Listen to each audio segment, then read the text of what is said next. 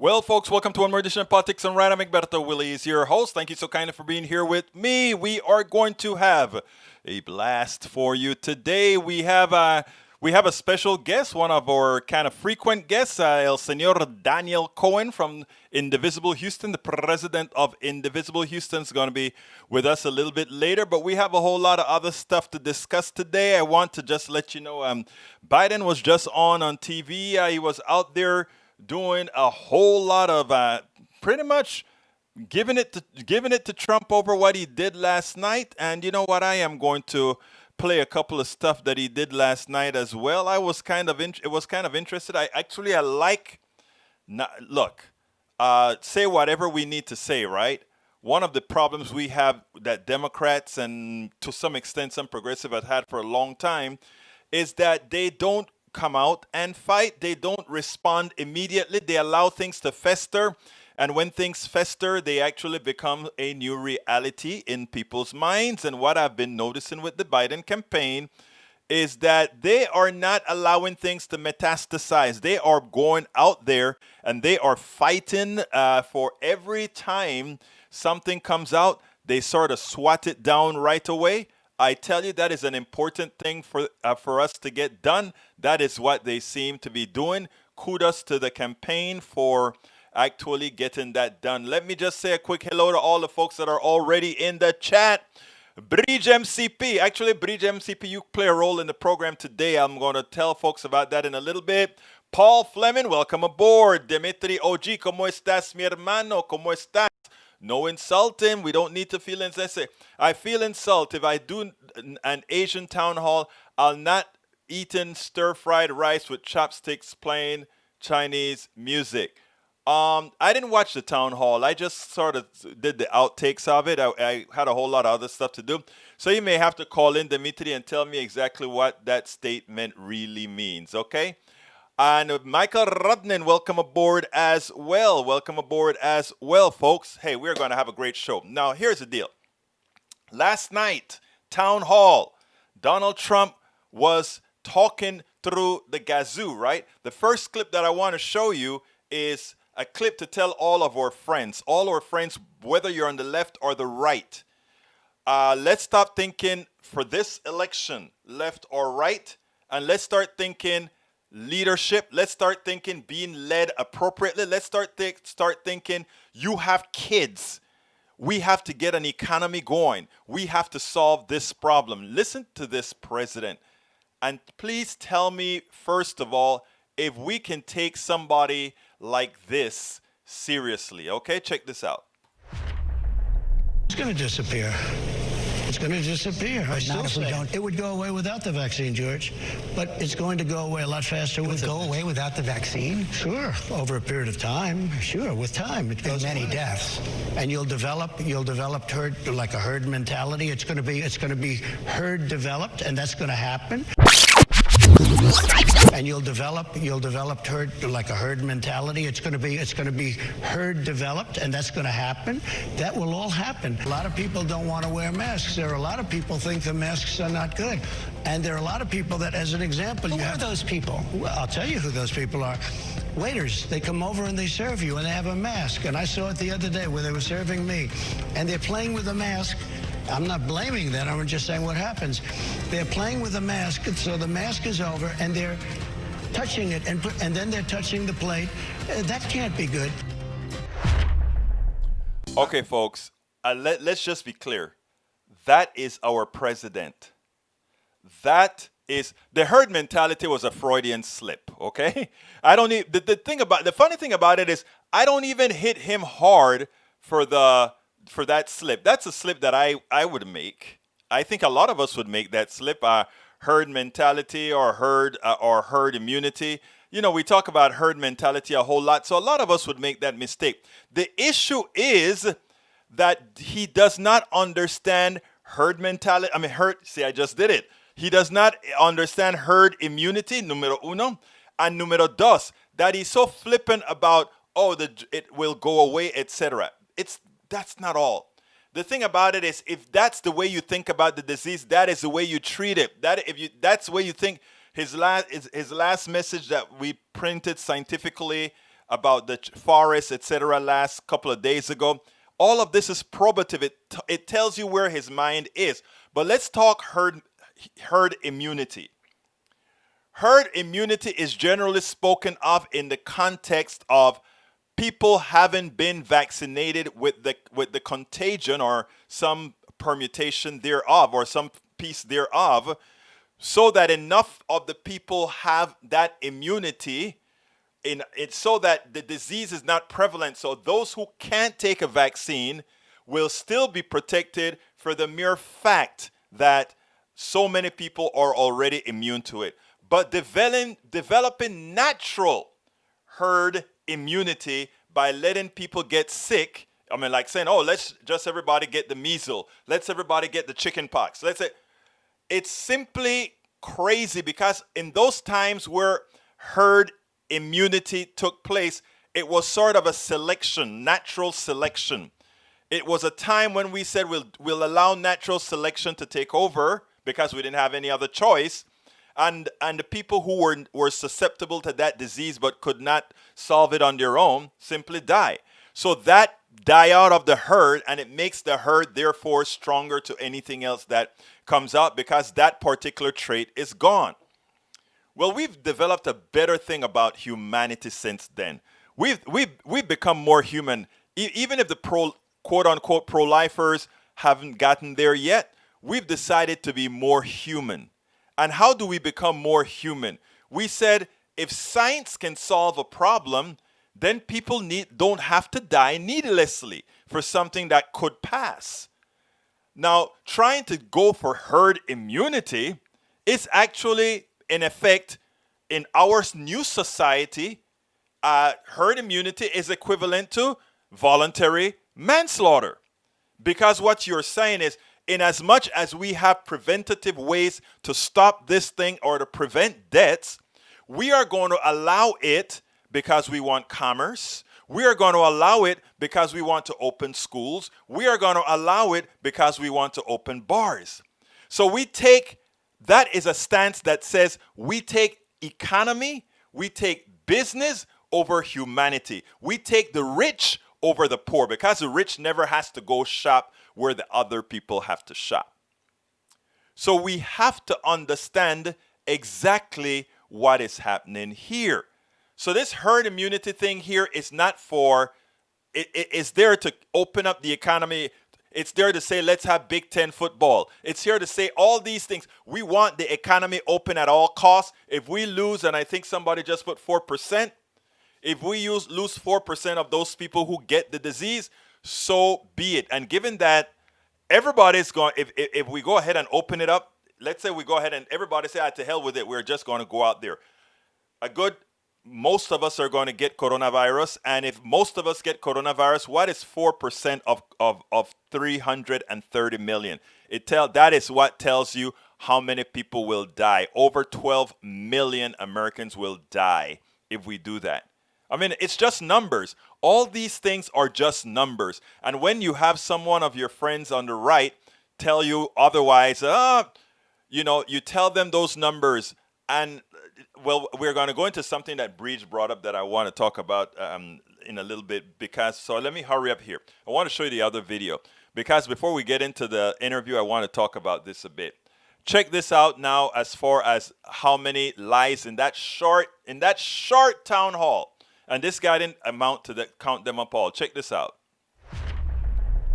There was just so much lying, Don. I'm going to go quickly here, so literally just stop me whenever you need to. He said again, Democrats won't protect people with pre-existing conditions. That is nonsense. As a voter told him, Democrats created those protections. He insisted he didn't praise China on the virus. He did so repeatedly. We know that. He claimed that nobody knew at the time he was praising China that seniors were especially susceptible to the virus. That was one of the first things we learned out of China and out of Italy and out of the U.S. He claimed that Biden said in March that the pandemic was, quote, totally over-exaggerated. I can find no evidence that Biden ever said that. He said that Winston Churchill was kind of like him playing down stuff because he went on rooftops in London during the Nazi bombing and told people everything's going to be good. Churchill did not speak from the rooftops and did not say everything's going to be good. He warned of suffering and danger. Trump said that he fired James Mattis. Mattis resigned. He said that protesters took over 20% of Seattle. It was a 6-block area, nowhere close to 20%. He took credit again for sending in the National Guard in Minneapolis, saying that this happened after a week and a half of violence there. It was not even close to a week and a half. It was days, and the Democratic governor is the one who activated the Guard.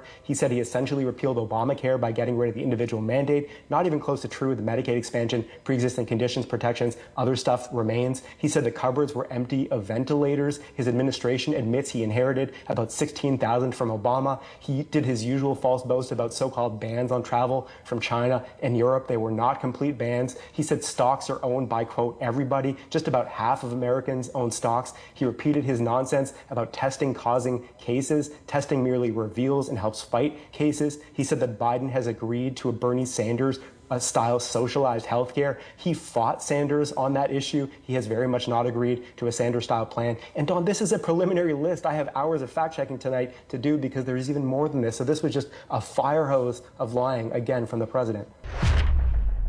That was just a fire hose of lying. How can you listen to a president that way? Now, the people in the right there, they protect all of that. I was listening to Fox News earlier today or yesterday, and somebody came on and said, "Oh, he was ambushed at the town hall." No, he wasn't ambushed at all. He was just asked to tell the truth, and he couldn't do that. He couldn't do that, telling the truth. Now, to those of my right-wing brothers and sisters out here in the room, how do you tolerate that? How do you take him seriously? Just because of the ideological divide? That is where we have to have conversations. That is where we have to start talking to each other. And that brings me to the new point. There's an article that it is funny that Brige earlier today sent a notice to an article. But before I go into her article, I got this stuff in my feed, and it was a Commons Dreams article that came out. And that Common Dream article said, groundbreaking study shows deep listening over 100 times more effective in winning undecided voters away from Trump. And when I saw that article, and it was early this morning, I saw the article, I started to smile, right?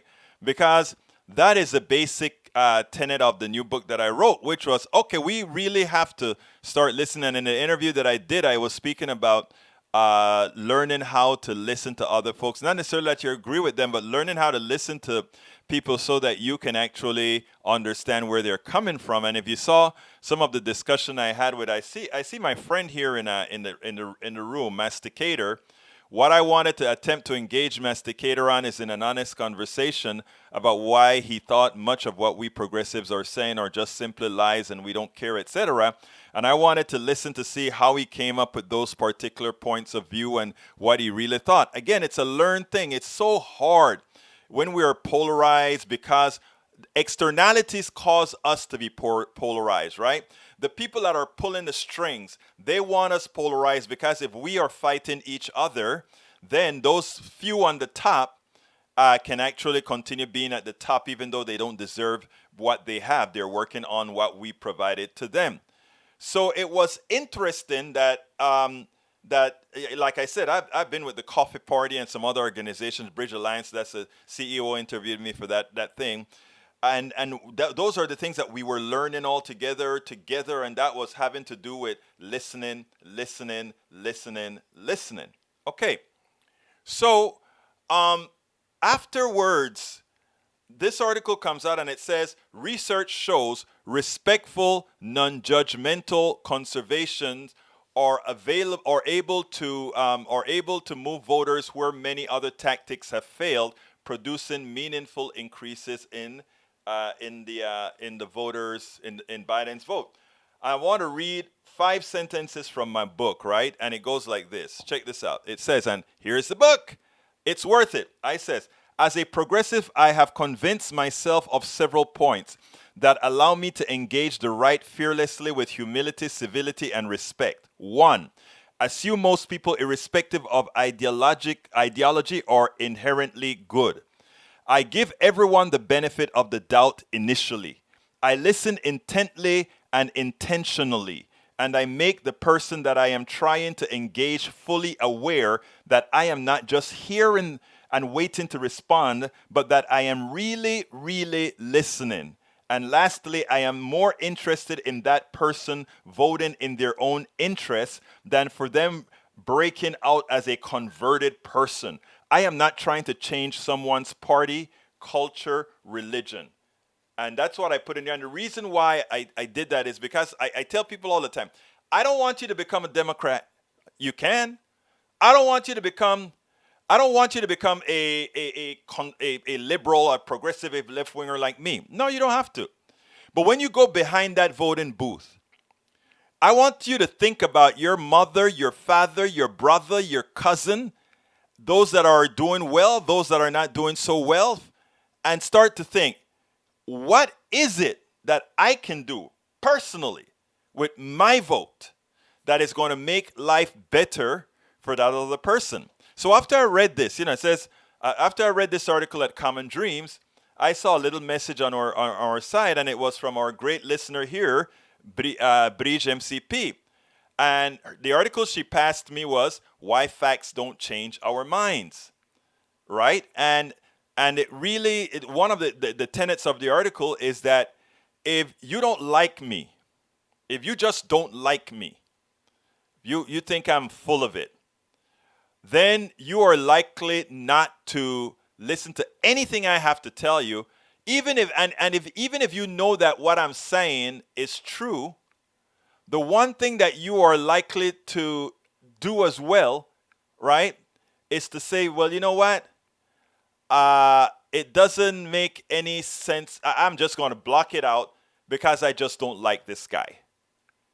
So one of the important things, right? Oops, I have the wrong screen up. One of the important things, right, is for you to, like I said in the book, look and try to gain that person's respect. All my right-wing listeners here, all my left-wing listeners, that's the most important thing I want to say. And by the way, I just put the link to the book in there. The first thing that I'm putting in there that I like to say, folks, is I want to let folks that are here listening, that are to me, that are talking here to us, that's having this conversation, to understand, first of all, that I'm grateful. But number two, more so than grateful, that I make every attempt to really get into what the beliefs are, what your beliefs are, right? And in doing so, I get that, AVQ. We'll talk about that at the end of the program. I get what you're saying. I understand what you're saying. But there's a balance. There is a balance. There's really a balance. So you try to get folks to say, all right, because he listens to me, because he respects me, and because he just doesn't throw away my points, I am going to give him the benefit of the doubt and actually listen to him and not just hear him for a response. And if all of us do that, we would have defeated the guys that are pulling the strings upstairs, because there are people that have a vested interest. They have no right lurch. No right lurch. There's no right lurch. Again, the thing about it is, here's the funny thing about it. If you forget about ideology, and I mentioned this a lot in the book, if you don't talk ideology, if you go out and talk to people and just tell them, hey, wouldn't it be nice if we do X, Y, and Z, in a format devoid of the polarization of, let's say, the people that are pulling the strings, you'd be surprised how many people or how many people want to do what you're talking about. And then when they have the freedom to do it, knowing that they don't have to really change who their friends are, you can actually go into the ballot box in secret. When you vote, it's between you and your God, right? Or whatever you want to call it. You can do that. And that is what it's all about. No, masticator. It's not about being deluded. I mean, it may be a delusion for you. And like AVQ says, there are some people that are so far gone that they just put up that permanent wall and they will die with the sword and simply not change And that is just because that is how they were designed. They are not going to change even as wrong as they know that they are, or as wrong as they've been proven. But other people will listen if they feel that you are worth listening to. But anyhow, let's go ahead and so Breach, thank you for that article. I'm going to read it in more detail after the show. I was kind of preparing this show beforehand. So let's go ahead and listen to Brother Daniel Cohen from Indivisible Houston. We had a good chat. That is a pretty important chat. So let's check that out. Welcome to one more edition of Politics on Right. I'm Egberto Willis. I am with one of our regulars, Daniel J. Cohen, president of Indivisible Houston. How are you doing today, Daniel? I'm doing well. It's day 186 in quarantine, so I've got a little bit of experience at this point. I feel like we're all grizzled veterans of this era. Yeah, but you know what? It's going to build character. What it's going to tell us is, we were the ones who did what we knew we had to do. And as much as it is a sacrifice, we did it last night. I was going through my Twitter feed, and there's this thing about these young, and what hurts most, it's a bunch of young people running through Target with their take off your mask, and I'm sitting down there and just thinking, my God, I would expect that of the people my age, not your age. You guys actually understand science. No, it's true. Like, yeah, they're playing Twisted Sister or something like that on the guy's phone or something, So it's, someone pointed out in Indonesia there was a small group of people who didn't want to take their masks off, and they put them up to hard labor. And it sounds a lot like what the right always says, right? That they compare it to other countries. Well, in other countries they do this. The way that this death cult would be treated in a lot of places if they were under someone who was a little bit more hardlined, like Trump treats the very people that he demonizes on a regular basis, would be completely different. And the fact that you juxtapose that with forced hysterectomies and ICE detention centers, that it took a nurse actually blowing the whistle on that, just shows a complete disconnection, a complete lack of awareness and lack of interest in any education related to atrocities that are going on in favor of a privileged, high-end, snooty, yet at the same time uninformed understanding of a historic era in history when we have a global pandemic going on. It's not just that they don't know what's going on, it's that they're being goaded to not understand what's going on by high forces so that people can profit off of it. It's sad. And it's sad because you just said the magic word. Other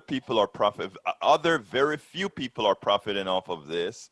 And they continue. It's willful ignorance is a dangerous thing because these are all very smart people. And, it's just like I said, my brothers and sisters on the right, they're smart.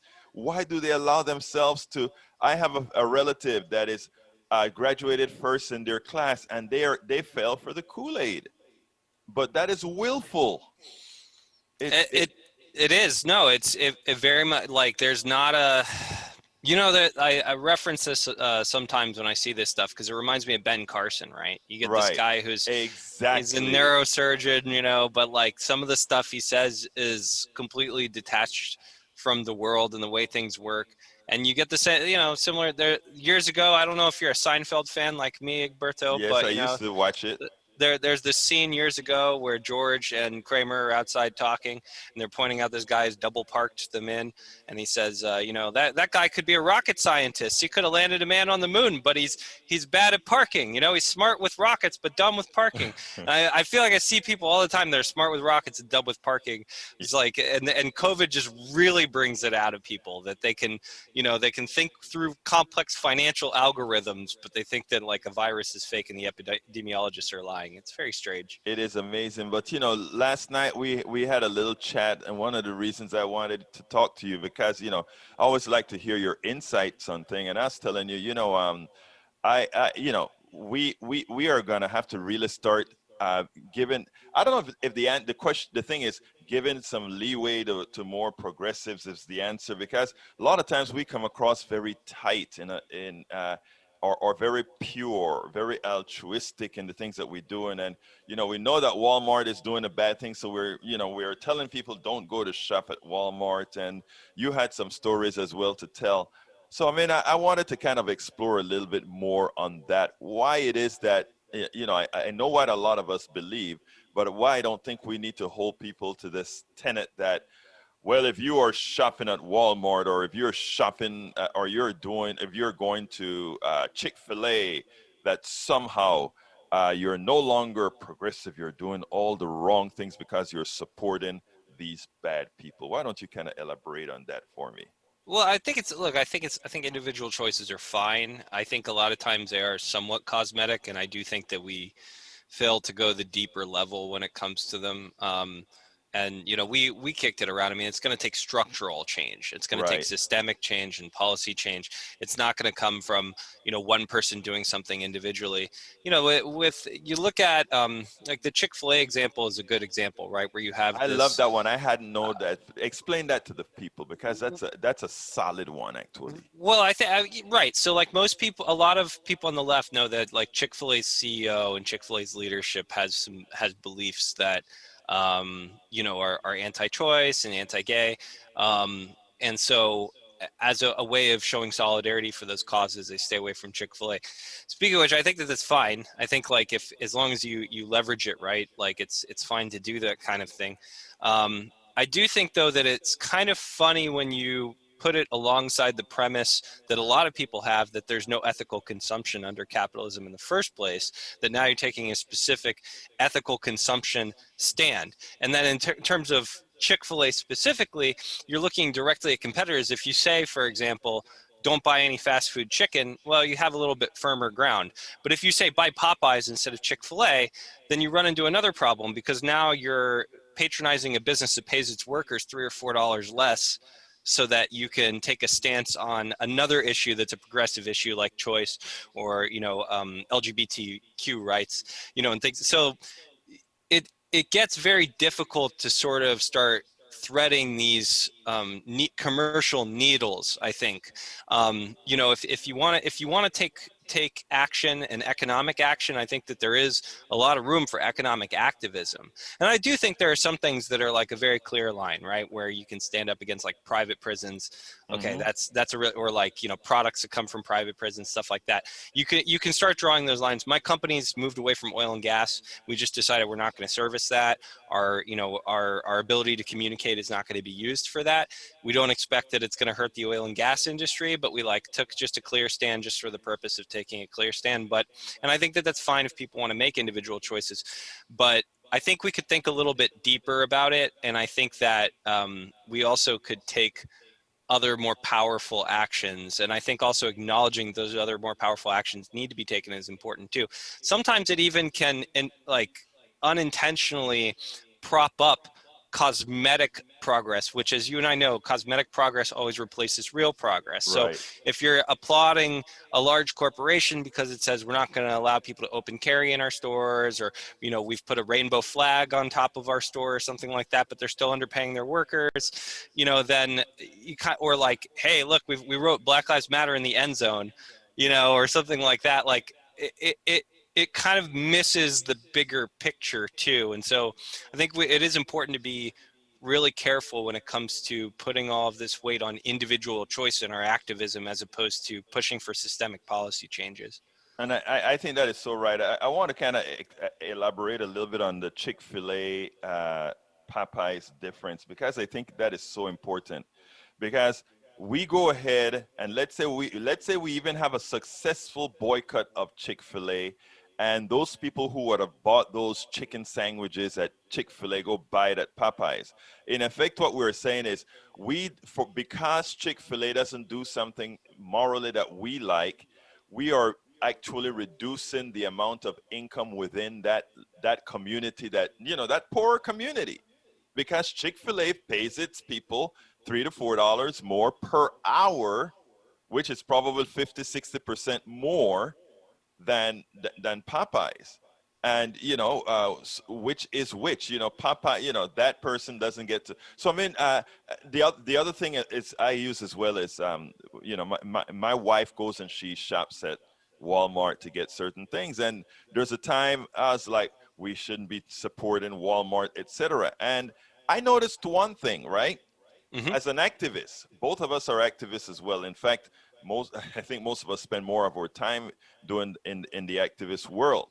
Right. I have to minimize costs because of the activist model, right? So if I am going to, let's say, shop at Kroger's for something that costs a lot less at Walmart, it means I have to raise that much more from, and then, so you get into this moral dilemma. And so I started to say, we have to fight for exactly what we fight for, which is systemic change. We can't ask the individual because you put yourself at a disadvantage. Let's give another example. The right wing opponent that does what we do, that have the right wing radio show, the right wing blogger, the right wing, he can go ahead and shop at Walmart because that's what he believes in. He can go ahead and do all the things that, that makes things less expensive for him. And in doing so, make him a more effective communicator because he has more resources left back to communicate. I gave No, you go ahead. no, I mean they definitely have a structural advantage because of the shape of the corporatist system that we have set up. I was running a number, by the way, that when I looked down there on my phone, what I was doing was, $7.25 an hour versus $10 an hour. I mean, you're looking at like $5,000 over the course of a year for somebody. And if you're someone who's in that bracket, I mean, that's a lot of money. I mean, that's Exactly. a lot of people, that's all rent, or, that can be all groceries and gas or something like that. I mean, it's basic sort of needs to live. I think if people want to look at economic impact, the thing that we should really be encouraging, if people are really interested in that, is organization of workplaces. Yes. It's it's organized protest of given locations, right? Like you see with the baby jail on 419 Emancipation here in Houston, Right. and other places like that, or outside of Core Civic and Core Civic and Geo group sort of detention centers and things like that. It's what Bernie Sanders did when he went and spoke at the shareholders meeting for Amazon, and some of the revolution theologist priests where they do that at the big banks and other giant corporations out in the Northeast. I think that like buying one share of stock and going and burning the shareholders meeting to the ground is great activism. Yes. Like there's a lot we can do in terms of economic impact. And I do think, even individual action, like I said, it's great. The most radical thing you can do in this day and age is grow your own food. Yes. I think that's like setting up community gardens, setting up exchanges, coming up with craft fairs that are like local driven and things like that. And like, definitely like holding your purse on a given day, like not purchasing things, and general strikes and all that stuff. Definitely the economy like is ripe for disruptive activism that can change things so that people get more of the money, and these extremely wealthy, deep-pocketed people who have just been hoarding all of the cash this whole time, and all of their enablers in the government, like Trump and Greg Abbott here in Texas, and Dan Patrick, who's the actual governor and bullies the governor around here, and all those guys, like we can definitely change the calculus on them. Right. When we haven't seen a lot of that in the United States as of recently. I think that we're gonna see more of it if things continue to go along this way, because it's not like it's entirely new. Well, you'll see 1,000 or 2,000 workers throw down their apron at the same time. But I think that we do have to bridge the gap, and it can hurt us if we're trying to organize surrounding economics and we go in on an individual choice level, because I don't think that it's the most accessible way for us to talk to somebody in the first place. That you're going to tell someone in a small town not to buy baby formula from the only store that's within 30 miles of that town to begin Right. with. They got somebody's got a car that's beat up. They got 2-3 jobs, and they're already like going back and forth, or maybe they're taking a bus back and forth, like the woman in Roger and Me, like the Flint, the woman who lives in Flint, Michigan, Yeah. who's taking a bus all the time. I mean, going to a local store for a town that's nearby, it's not even their town, right, or something like that, is just off the table. The economics has made it so that it's impossible for these folks to do that. So if you want to evangelize to people and talk to people about what's going on in the system, if you lead with that, then you're going to run into trouble. Whereas if you lead with, hey, what's going on at your workplace? What do you need actually right now?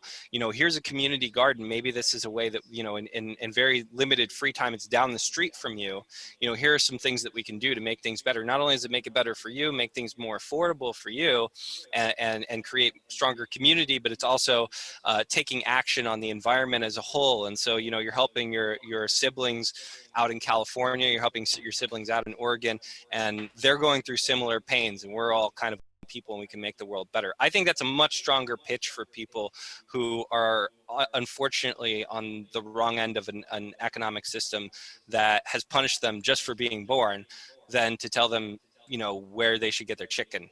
You know, I just think it's a lot more powerful to go at it that way. And you know, it's not only more powerful, it's also a lot more respectful, right? I mean, and to put it bluntly, it's a lot more respectful. I think that is so important, because, and I think that is where many times, Daniel, progressives sometimes are a bit rigid when it comes to certain issues. Like, and I think that's why I enjoy talking to you, that you can actually paint the picture on the wall and then say, how can I make that picture better? Or how can I make someone who doesn't know how to read that picture, or read that art? You know, what am I saying? Picture, read that art. You know, yesterday I did the show, and there's an article out of Common Dreams that followed a new report that came out that says, the title of the article was $2.5 trillion theft. Study shows richest 1% of Americans have taken 50 trillion from bottom 90% in recent decades. And in 1 year, we're talking about $50 billion, that if you go ahead and you calculate that people have created better productivity, they have done all these things, that somehow none of that went back. I think a lot of those issues lay right here, that we can't find the appropriate narrative to go out there and tell people, you don't have to stand for this. After all, it is you who do the work. You who are, I mean, those guys at the top, and I know it's sort of cliche and repetitious, but when you see it in big numbers, you really understand what's going on. Your thoughts? I think when you see it in big numbers, it shows you something. I think when you see it on a day-to-day, it shows you something too. Not in that individual choice sense, but in terms of the individual story that gets told, right? That we can, you know, so you kind of need both, right? You need to explain to people that there's millions of people who can't get access to healthcare coverage for no reason other than the fact that somebody wants to buy another golden yacht, right? But you also have to kind of talk to people about what's going on in their individual life and say, how's your insurance company treating you? And that starts to really show a picture too. Some of this stuff will come to a head. I mean, people are going to have conversations about it. I don't know what the future holds. I know that we have to continue to organize and talk about it. But I don't know exactly what the future will hold, because there have been giant empires that have gotten away with stuff like this for a really, really long time. And sometimes the only thing that causes them to fall apart is another empire. Right. And so we don't, there's no guarantee at the end of the day. I mean, I don't mean this to be an uplifting thought, because it's not, but there's no guarantee, right, that we'll kind of get over on the other side of it. But I do have hope that people will continue to organize. I am seeing some really good organizers that are starting to have these conversations. I see that it seems to have flagged a little bit, but the concept of UBI, at least over the course of the year, has enjoyed more popularity than it's ever enjoyed in the history of politics. I mean, it wasn't even an idea that was on the table until the last few years, and now it's on the table in mainstream political dialogues a little bit more. And I think that there's an opportunity for broad coalitions to be able to support some of these ideas. So, we'll see. I mean, we're about to hit we've already been through a chaotic period. It's going to continue for a little bit here, and it might even spike, in the next, we might even see like a spike very soon when it comes to some of that. But the other side of chaos is that I do think that it shows a lot of people how things actually work. And when someone says like jobs, and all of a sudden your town is like isolated because of political turmoil, artificially created by wealthy people, I think that we might see some change based on that. I mean, it is so important. Now, you talk about, we don't know what it looks like on the other side. We don't know what it looks like on the other side a lot of times because we have to be formative. We have to be the ones that make what it looks like on the other side. And that's what I try to tell people. If we are effective enough, we will. Now, that is where coming into something like this pandemic, I did another show a few weeks ago said the depression will not be televised. Right now, the truth of the matter is that we are in a depression. If you take a look at the numbers and compare them to 1929, there are a lot of these numbers that are worse. Now, one of the things that we don't have is we don't have the soup lines. We have antiseptic food lines where people line up in these big parking lots at these big stadiums to collect food. I mean, which in 29 you saw these long soup lines, which maybe are more effective visually. When you see these big lines of cars with nicely packed food, it almost looks like a sports event. So it doesn't have the gravity that you see with somebody going through a soup line. So I mean, there's a whole lot that I think we have to start to put out, because I mean, I don't know if people realize this. What people are doing is, by having all these things seem so antiseptic, you don't have to make structural change. There's enough food in the country. There's enough to give away food in the country. So it's not hurting the corporations to do what they're doing. What really hurts them is increasing the people's salary, reducing the work week, and all these things that we really need to do as productivity increases so that we have a more equitable distribution of resources. But we don't do that because it's easier to keep the structure and have what we have is antiseptic slavery, right? Those of us who are still working, or exploited as best they can to keep a whole lot of other people unemployed because we can service them with food. We're not going to give them money because that's going to be a bit, but we'll give them just whatever it takes to sustain them. Those are the things we have, I think, to put in a manner that everybody can see themselves as a possibility of being there. You're definitely right. It's like it's the same thing when you're in traffic in a car, right? And you get really mad at another car. It doesn't dawn on you as a person in there, right? So definitely the visual of a long car, a long car line is going to evoke less empathy than a long bread line or something like that. Some of the other things that are coming to a head, though, right, is people are getting evicted, and you're starting to see that national papers are covering Houston and other places, right, where people are getting tossed out of their housing. And some of these folks, there's a guy named Gary Gates who won a special election for the state legislature here. He's the opponent of Lise Markowitz, and in the Chronicle, they covered that he is a slumlord. He's 100 evictions. 100 evictions, right, over the course of the pandemic, and his response is basically that it was perfectly legal. And that's a problem, Gary. You guys have legalized robbing people of what little possessions they have, and you've legalized giving it to people who have a lot more money, like you. And not only do you have the money, but you also sit in the legislature so that when that legislative session comes up, you can help all your donor class buddies get away with all of it, right? And so we've got that going on. We've got the COVID healthcare crisis going on, where people are that's another way that people who have less money in their pocket are getting punished, just for not having money. We've got the cash bail system. It's a huge fight. Some guy sends me an email. I got in a fight. I mean, and since I can curse on your show, right? So I can we don't have to worry about the 7 dirty words. But this guy sends me an email that says, murder victim killed by a guy who's out on his 6th bond, and it has a little thumbs down. Right. I don't know how I wound up on this guy's list, but I'm going to tell you, Egberto, the exact thing that I sent back to him was, take me off your list, you Willie Horton ad running wannabe motherfucker. That was that's what I sent him. You were mad. I was really, really mad, and I got it.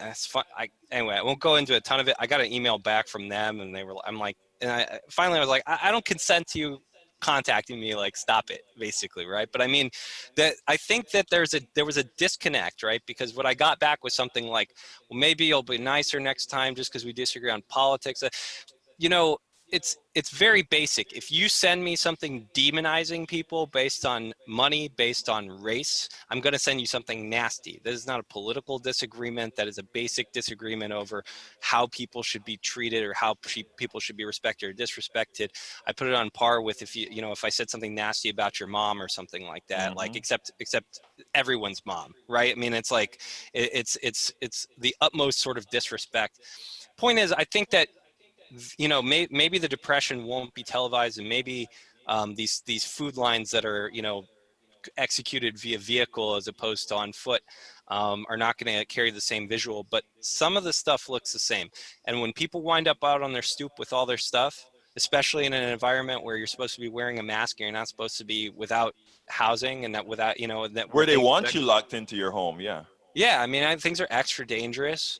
And then what? Are you supposed to find one of the limited jobs now, and then you go in, and then what? You live on the street in the middle of COVID. I mean, it's you know, they are doing things that are going to affect people who right? And so the only question then is who is going to be blamed for that?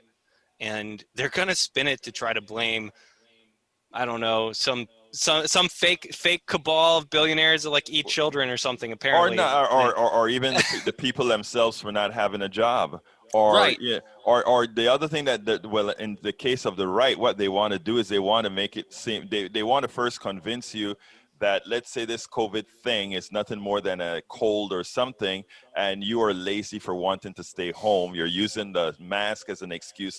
They're setting up a whole lot of narratives in the event that Trump wins, that they can get this economy going again at all costs, meaning your life.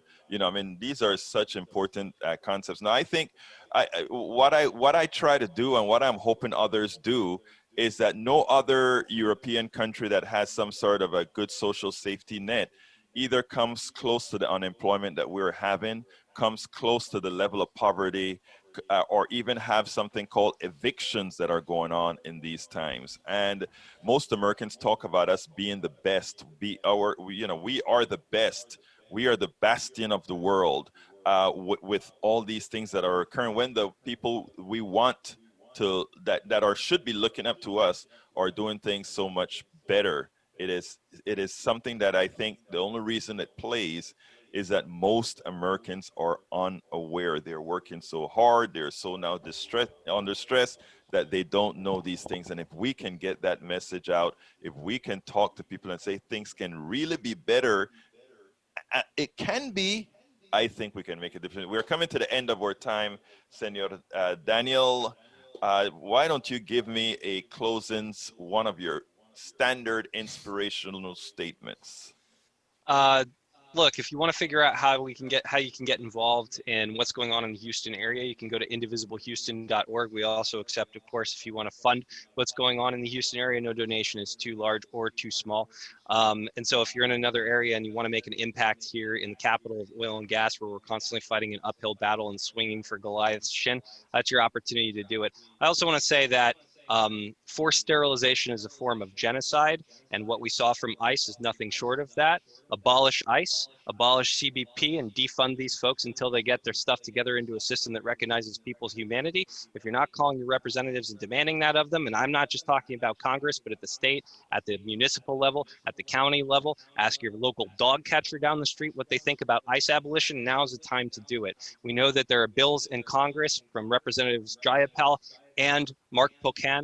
We know that representatives such as Sylvia Garcia and Al Green here in Houston and other representatives around the United States have already called for those bills. And if you're not putting this stuff on your radar, if you're not holding them accountable for following through on this right now, then that's a huge fight that needs to be fought, and they need your voice on the table. So I know that you have a big progressive audience, Egberto. I hope that people take the time to talk to the representatives about ICE abolition. I can't stress that enough. I know that wasn't really what we talked about today, but again, forced sterilization is a form of genocide, period. And we're seeing that in private detention centers that service ICE. And a nurse, a woman stuck her neck out to make sure that the rest of us know that. And we need to honor that. We need to respect that. We need to respect the people who are mistreated and abused, but in our name, and say that we're not going to allow it and we're not going to stand for it. So again, you want to get in touch with me, it's indivisible.houston.org. Abolish ICE. It's lovely to see you, Egberto. I appreciate you, man. Man, let me tell you, thank you very much, Daniel, for having been here on Politics Done Right. Folks, so please do remember, visit indivisiblehouston.org, and please contribute there as well. There are a lot of organizations that are really trying to make that difference that we need to make. Indivisible.houston.org. And Daniel J. Cohen, thank you so kindly for having been on Politics Done Right. Thank you, sir. Talk to you soon. I hope you guys enjoyed that. Hey, I just got me a super chat from Michael Joshua. Michael Joshua, thank you for that super chat on YouTube. And anybody on YouTube, you can help us out by just clicking on that join button to become an official member of the Politics Done Right crew on YouTube. Or you can go ahead and do a super chat like Michael Joshua has just done.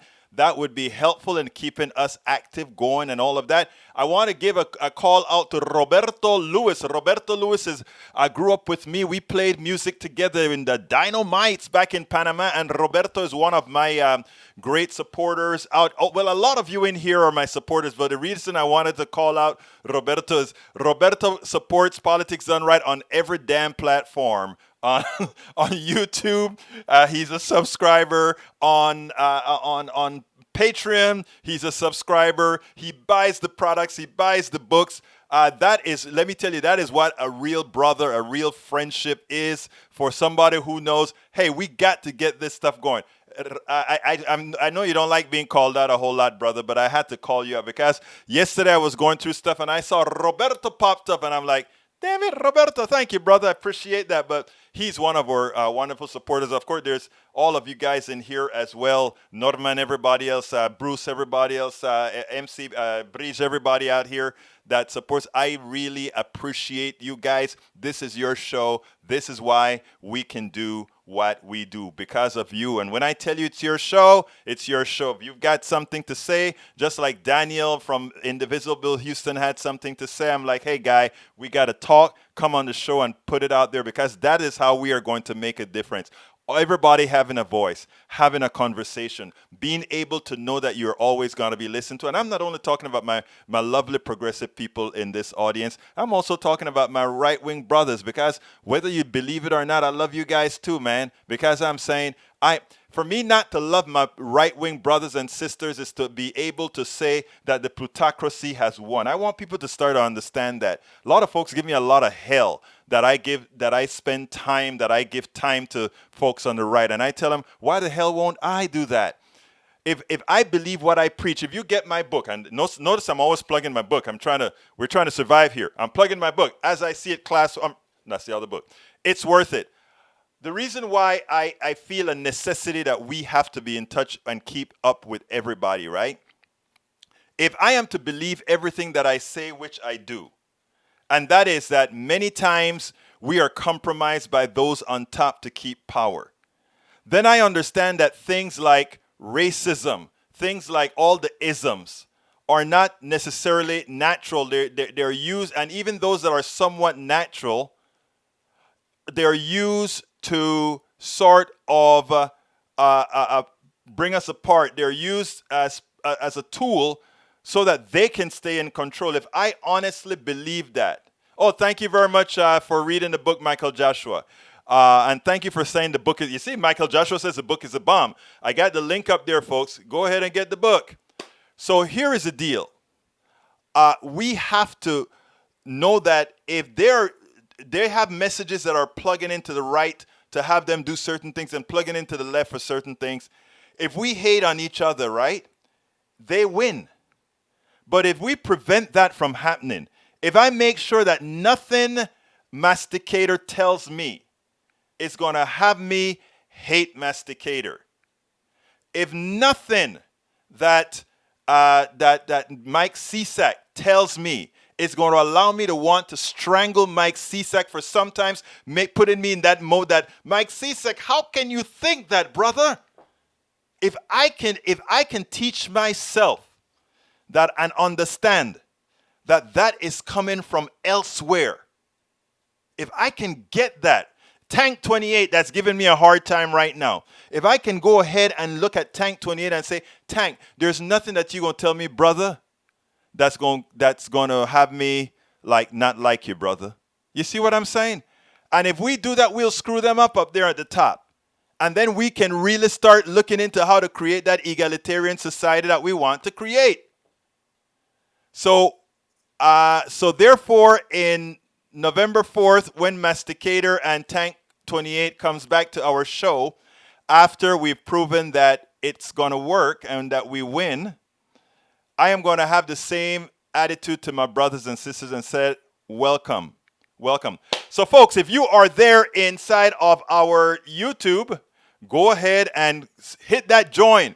Become a member. But also, you can also do what Roberto has done and do the full Monty.